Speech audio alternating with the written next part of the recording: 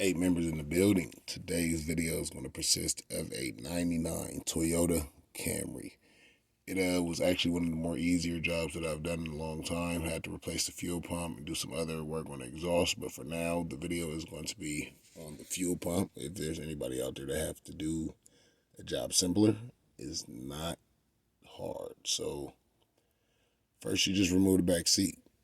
You don't have to get under the car. You don't need a jack or anything to get this job done. And then the access cover that you see now has like glue, or I'm not sure what you'll call it, but you just get a little screwdriver or a little putty knife or something, pry it up, and then when you pry it up, you can flip that back out of the way.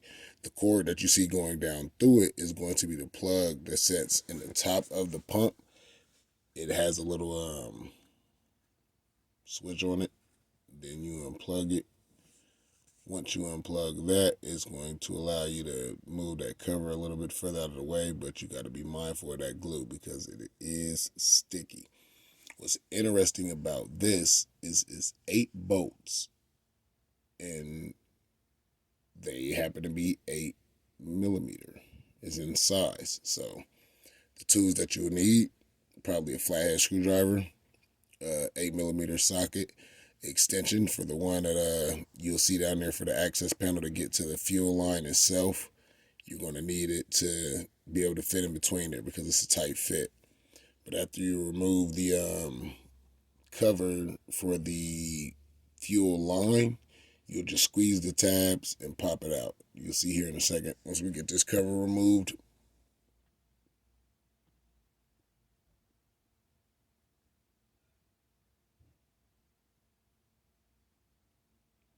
Squeeze those tabs, pull it out. You're going to get a little fuel to leak out, but it's not going to be a lot. Push it out of your way. Then you can finish removing the rest of the bolts around it. I had a electric wrench that made the job a lot faster. But, if you don't got it, you just unscrew them all. And then after you get them unscrewed, you can take your little screwdriver. I pried around the outside of it. I seen a video where a guy pried on the middle of that line on the housing. But if you damage something on that housing, then you're going to have to be replacing it because the pump is not, that's not the pump. It's under there and you got to remove it, but that'll be a little bit further here in a second. But get your screwdriver, just pry around the outside a little bit just to get it to relieve and move up. Once it start moving, then you'll be able to pull it out of there.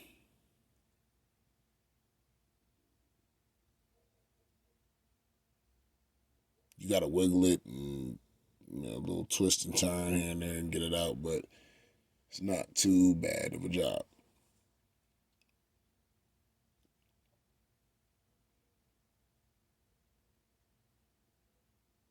It's not going to come out of there the first time either. You're going to have to do a little twist and wiggle, shake and wobble, and eventually it's going to come out of there. Advise you let the fuel drain. That way you don't drip it all through the car and stuff. Just give it a little second to drain. If you got a towel or something to put under it, throw it under there. Then the plus about this is you pop the actual pump away from the housing, but you want to pry up on it gentle because you can break those clips. That right there is just the bottom part that has a piece of rubber in it that holds the what houses the bottom of the screen, that you'll call it, I guess, that goes on the bottom of the pump, the screen that picks or keeps trash from getting into your fuel pump and fuel system. But after you get that popped off, you can just set it out the way. It's going to be a little rubber housing in there that just fell right there, but you can put that down and just put everything back together the same way you took it apart. And it's one plug, so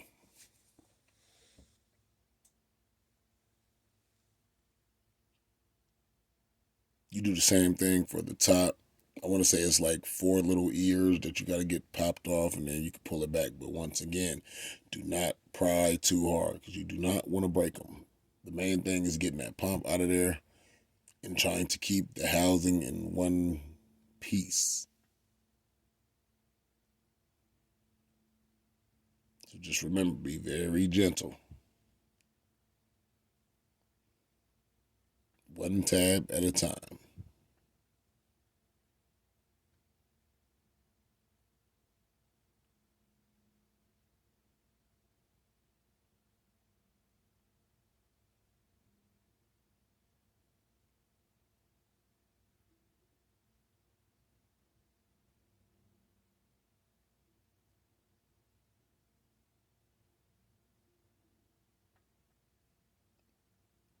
It's an O-ring that sets right inside the housing. Like even if you get all the tabs out, you just got to work it back and forth, and eventually it's going to pop out. But there is a rubber O-ring that sets in the top of this here in a second that you're going to see. Normally, you might want to replace that too. I can't remember if the new one came with it, but I think I just transplanted the one from the original over to the new pump. Might seem a little tight, but just wiggle it back and forth and it's going to come out. When it do come out, you want to grab the, it's going to be a plug on the top. You're going to see here in a second.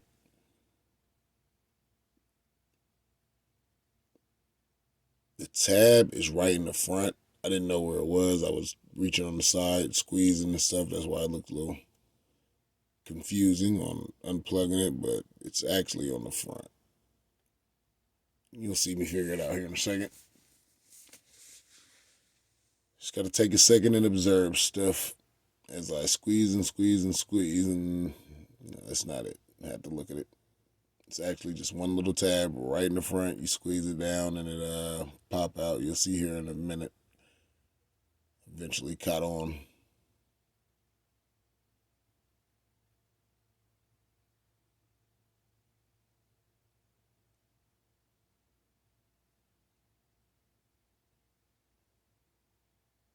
Yep, it pays to look sometimes.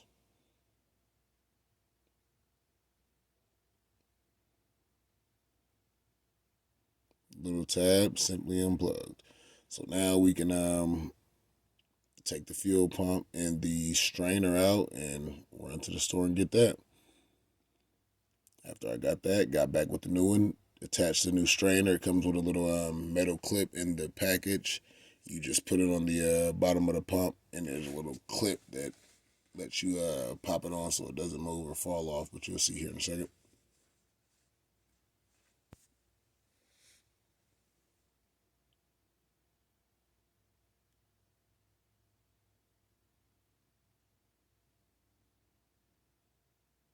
Mind you, not a mechanic.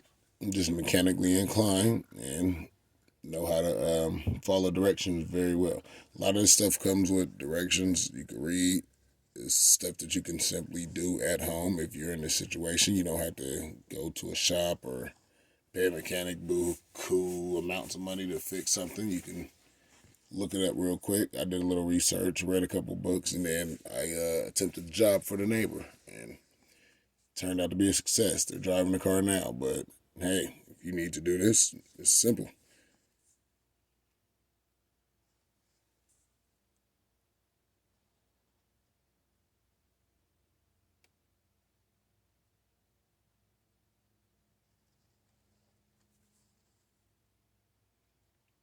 After we got everything into place, we're gonna grab the housing that it was in, then figure out the proper direction to have it face, because definitely goes a certain direction in there.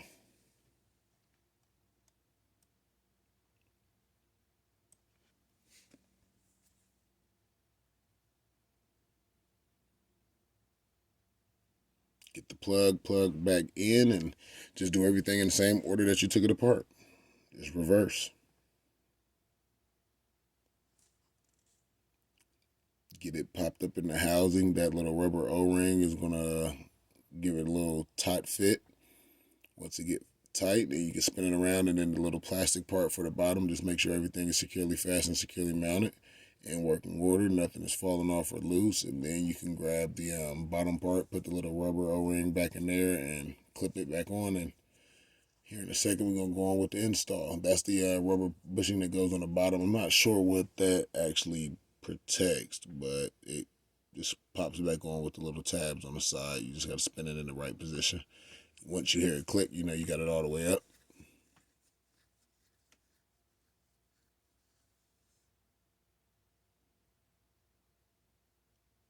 It's easier to put the rubber on there and then put it in place versus trying to have the rubber into the clip. A lot simpler that way. Once you clip everything, just spin it around, look, make sure everything is looking like it's supposed to, feeling and looking, and then we'll get over to the car and get it down in position. You might have to spin it, angle it, but whatever you got to do, just get it worked back down in there. And then we're going to repeat the process that we took to take it out. Install those hoses, lines, and plugs, and get the car back on the road. Just that simple. It's not going to go down in there the first time. You got to put a little twist on it, but don't force it. Just slide it a little bit, turn it a little bit, twist it a little bit.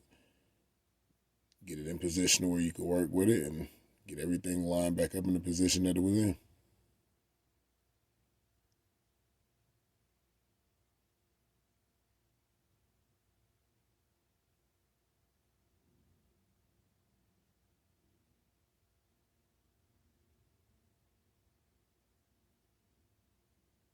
You got to watch out and be careful for that glue too, because that stuff is very sticky. But I had a magnet tray, and then just hook the line back up. That pops back into place. Same way you took it off. I'm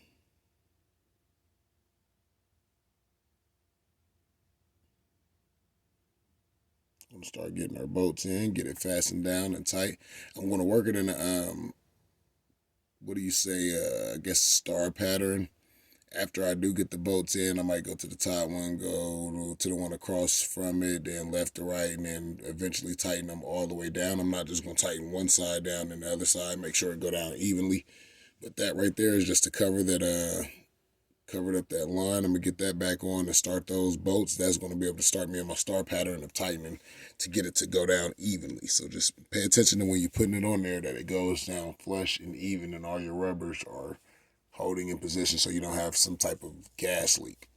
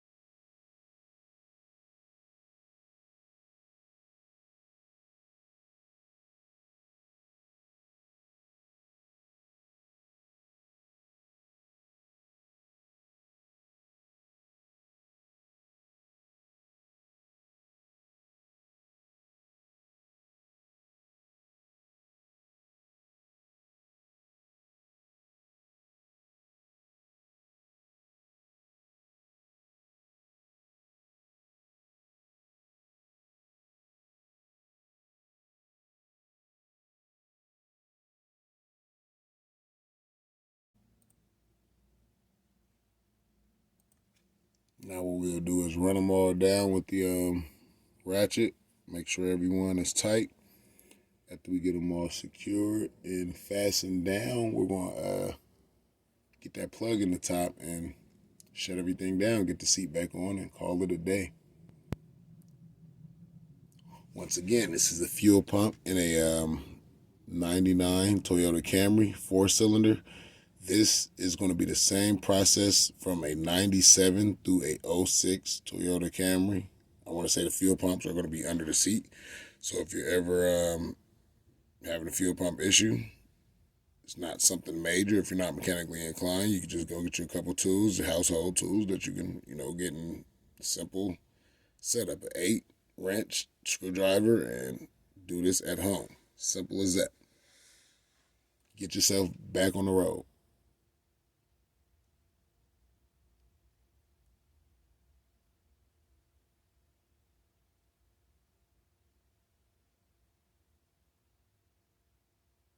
the plug actually runs through the access cover. So after you get it plugged up, you can get your rubber put back into place, spin it over, press it down. I didn't have to really put any more glue on it because that stuff was so sticky. I was able to just push it back down in the position where it was. And after, I guess, somebody sits on the seat a little while, or the pressure of the seat being on it is going to allow it to seal again. Then all you got to do is put your seat belt back up through the hose and fasten that seat down, and you can call it a day.